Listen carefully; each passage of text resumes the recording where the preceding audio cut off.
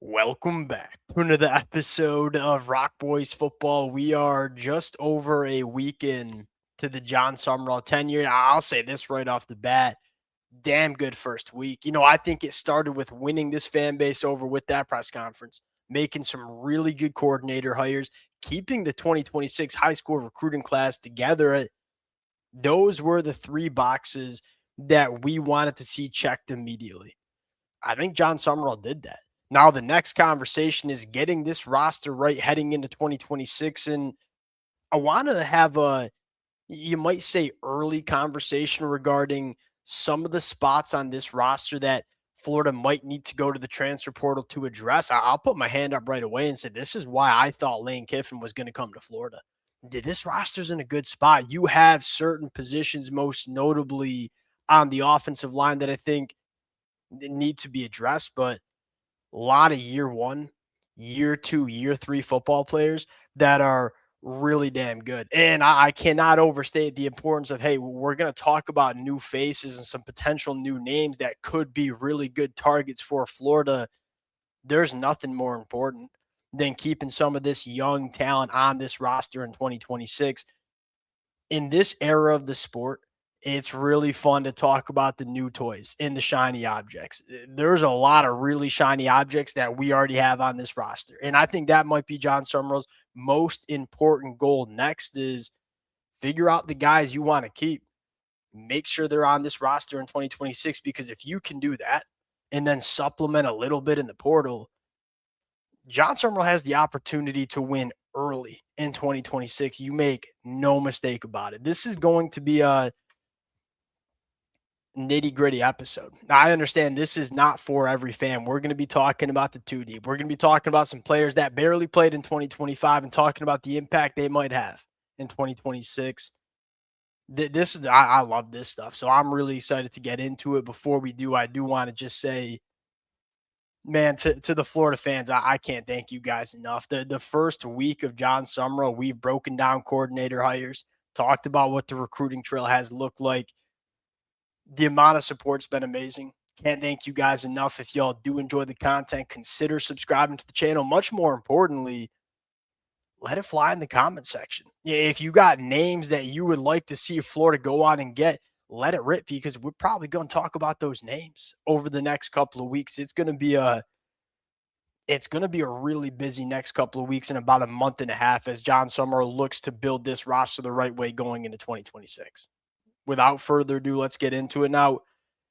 I think the next big decision for Jon Sumrall and Buster Faulkner to make now is DJ Lagway the guy we want to be our starting quarterback in 2026? And we've talked about this at length, so I'll keep it short. There's two ways to look at it. One, if you think you can fix DJ, and that means, hey, keeping him healthy all off season so he's on the practice field in spring practice, on the practice field in fall camp, you probably want to keep him, because if you get the most out of DJ Lagway, he's one of the most talented quarterbacks in the country. Now, if you don't think you can fix him and you want to go in a different direction, there's one name that just continues to play in my head, and that's going to be Sam Levitt from Arizona State. Again, I'll keep it short. I think this is and here's what I want to stress, man. Buster Faulkner he's a player's guy, and he wants guys that fit what he wants to do, and he wants to mold his offense about what his players can do. Sam Levitt is just a more talented thrower version of Haynes King. This kid is very willing to run the football. He when you go back and turn on the film at Arizona State, especially in 2024, this kid wants to run the football. Is just a little bit more of a talented thrower of the football than Haynes King. You talk about, in my opinion, a perfect fit for Florida at quarterback under Buster Faulkner, it might be Sam Levitt. I'm not going to criticize either way. If they want to put all their eggs in DJ Lagway's basket, Buster Faulkner saying, hey, I can build an offense around this kid, I think we'd be excited about that. If you cut bait with DJ Lagway, you bring Sam Levitt in, that would fire me up too. I cannot wait to see the decision that Florida makes regarding quarterback in 2026. And I'll say this, if you can keep Dallas Wilson on this roster, Vernell Brown on this roster, there are some other talented pass catchers that we did not talk as much about because Dallas Wilson, Vernell Brown stole the show. This should be a really attractive offense. If they want to go to the portal and go grab a quarterback, you got plenty of selling points. Really good offensive coordinator that did a great job with Haynes King and some really talented pass catchers around you. Now, you go back to this depth chart wide receiver. We're going to lose J. Mike. Wouldn't be surprised if you lose someone like Eugene Wilson in the portal as well. If you keep Vernell Brown on this roster, if you keep Dallas Wilson on this roster, there are some young guys that I like too. Like Aiden Mizell. I think the light is starting to turn on for him. Mayshawn Montgomery got a lot of buzz in fall camp and spring practice. You have a guy in Davian Gross coming in too, who I think can play.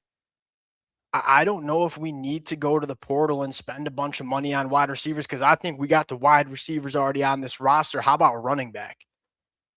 Retain Jaden Baugh, and I think you should be pretty good. There's been a lot of buzz around CJ Baxter. Just hit the transfer portal. Florida went after this kid in a big-time way when he was coming out of high school.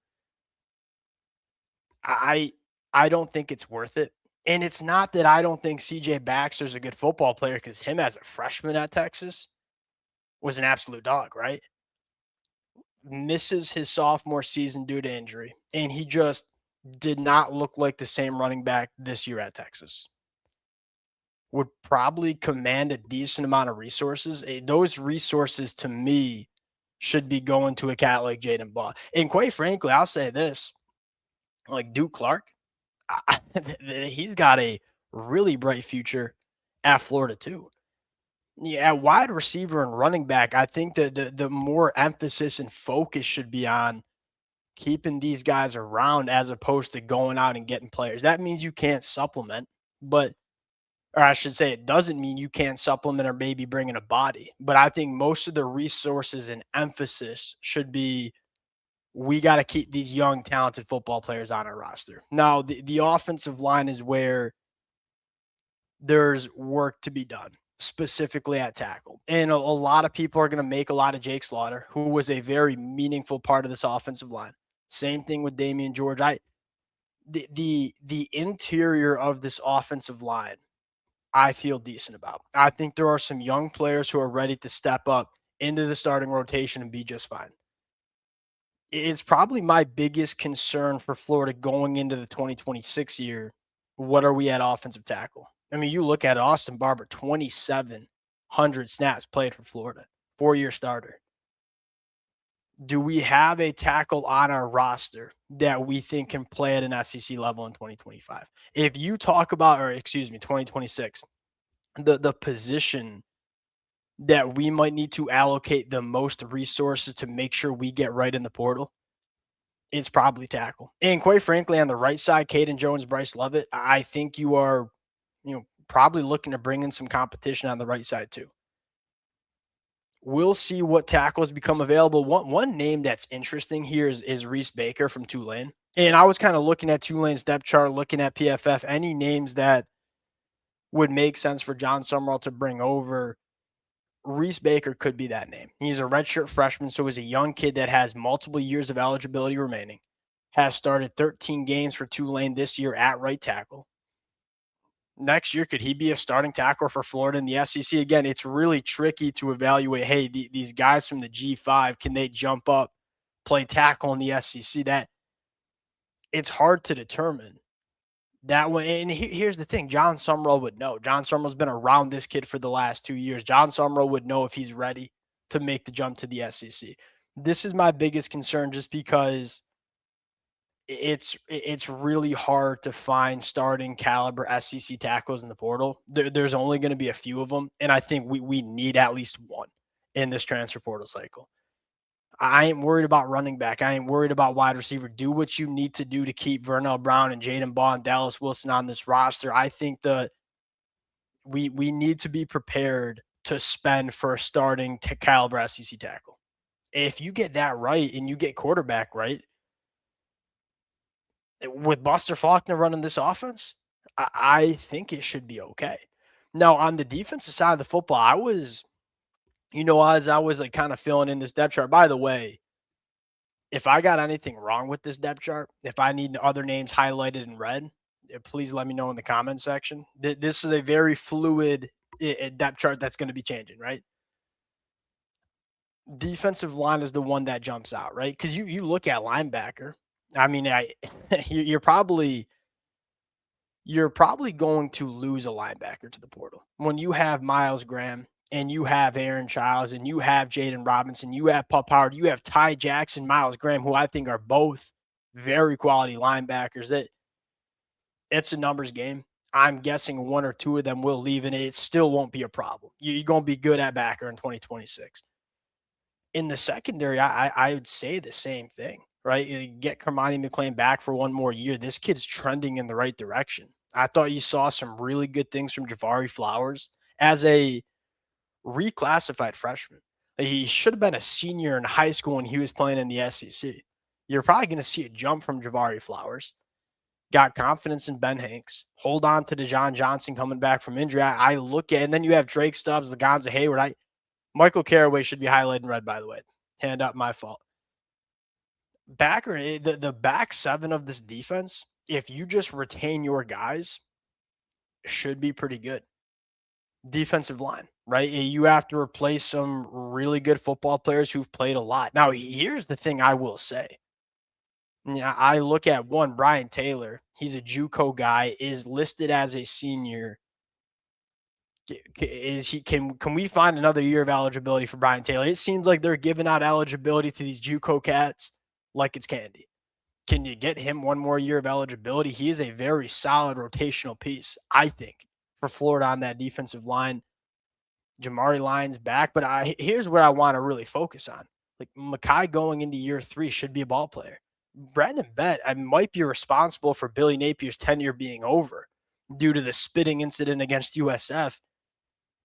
Outside of that, played some really quality football for Florida. He's a redshirt sophomore. He's got multiple years of eligibility remaining. Joseph Mabachu, Jeremiah McLeod, quality freshman reps from them. I think there's a young pipeline of defensive linemen that if you're Florida, you like. You still need to address this position. One name I'll say, man, doing some G5 work, Harper Holloman. Now, his numbers aren't going to jump off the sheet, right? I think he only had 1.5 or 2 sacks at Western Kentucky, by the way, as a sophomore, right? Year 2 cat. 31 quarterback hurries. You turn on the tape and say, all right, the sacks might not be coming. This kid's pretty damn disruptive. I mean, you get a guy like Harper Holloman coming in, combine him with Jaden Woods. And here's the other thing, if you're Florida, retain Jaden Woods. You're worried about pass rush in 2026. You will be okay at pass rush if you have Jaden Woods back on this roster in 2026. No doubt there will be some back-channeled offers to Jaden Woods. That's just how he played. If you keep him on your roster, that's a really good starting point. There is a real chance for some of this, what I'll say is NIL money to free up. I look at LJ McCray. He might be walking, and we know how much Florida was allocating to him when he committed to Florida out of high school. There should be some funds that are freed up for Florida. Anytime you get a new head coach coming in, there's a little bit more money that's allocated to the program. There should be some money for Florida to be able to spend. Now you got to go get the right guys at the right position. I will say this, when I was doing this depth chart, putting it together, looking at the guys that Florida would be losing, pleasantly surprised with the bones of this roster. And you're hearing all the right things coming out of Florida with regards to roster retention. Not a ton of attrition. There will be guys who leave this program. It sounds like Florida's in a pretty decent spot. We'll close it out there. Appreciate you guys rocking with it. If y'all do enjoy the content, consider subscribing to the channel. We'll talk to y'all later.